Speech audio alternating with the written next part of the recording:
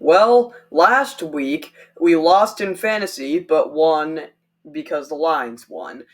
This week the Lions lost, and we won in fantasy. So we gotta keep losing in fantasy.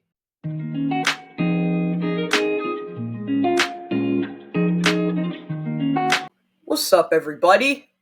Well, week 2 has officially concluded, which means that the fantasy week has also concluded.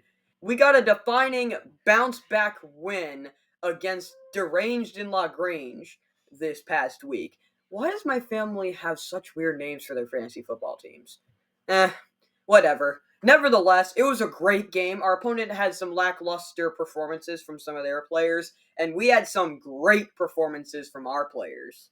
Stroud's performance, though, was not one of them. His performance, to put it lightly, was a little lackluster, but their game was mostly just riddled with penalties, which probably take a toll on CJ Stroud's overall points, so I can't completely blame him.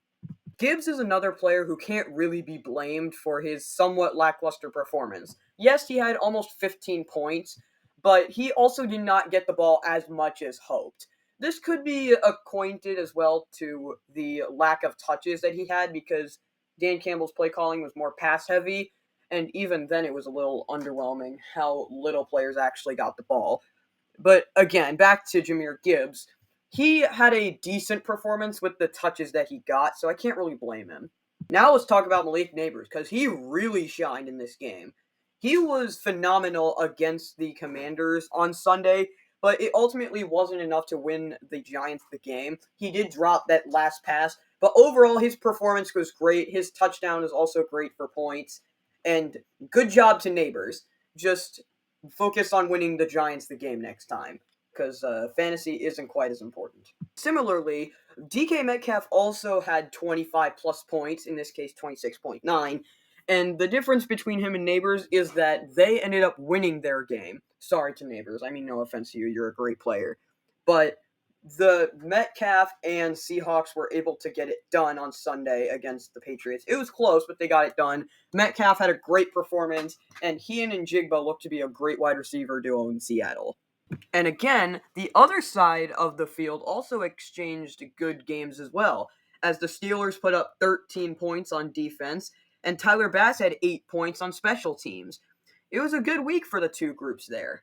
Unfortunately, that's where the good news end, as unfortunately, Dalton Schultz had another bad outing with only 3.1 points. And yeah, he's going to be on the trading block soon. With his lack of production, even with all the other weapons there that he can use as an excuse, I still need production as a fantasy owner, and he's not giving it. But apart from Dalton Schultz, who had a lackluster performance, the team as a whole came out and had a great performance. And going forward, we are 5th place in my league, and we could legitimately try to get to the postseason. But with this roster, we'll have to continue to improve. But I think we can absolutely do that. But let me know down in the comments if you think this roster is capable of making the postseason in fantasy football anyway. And let me know if there's any way I can improve this roster with the assets that I have now that I've added Jameson Williams. Now that he's on the bench anyway, but I've added Jameson Williams nonetheless.